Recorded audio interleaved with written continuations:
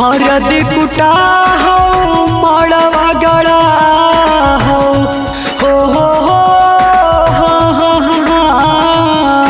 हरद कुटा हो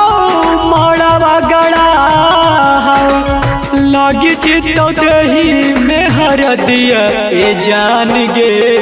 उठा को दिला में दर्दिया ए जान गे उठा को दिला में दर्दिया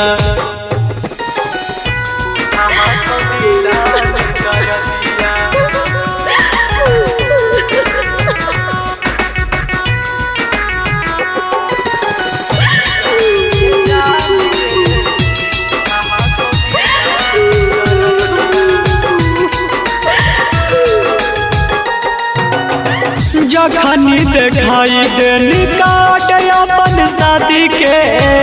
आई गेलो जिंदगी में आंधी संझिया से भोरेलू चाल जाई ससुरा लिखाई गेलो हमारे बर्बादी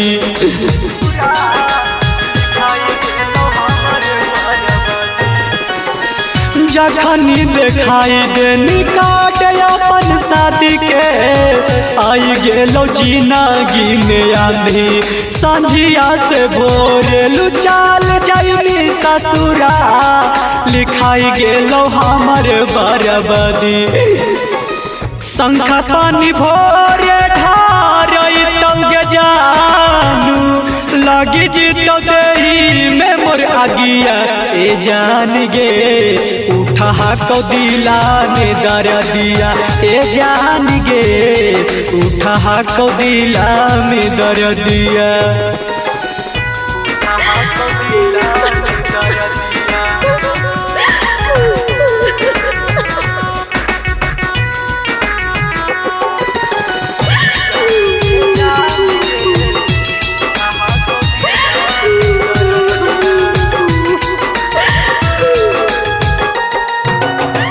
बैठी के सफरिया जानू चाहिए ससुरारिया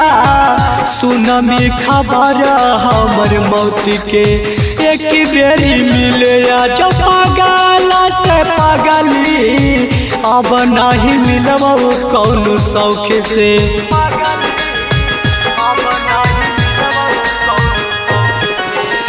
बैठी के सफरिया जानू चाहिए ससुरारिया सुनमी खबर हमर मौत के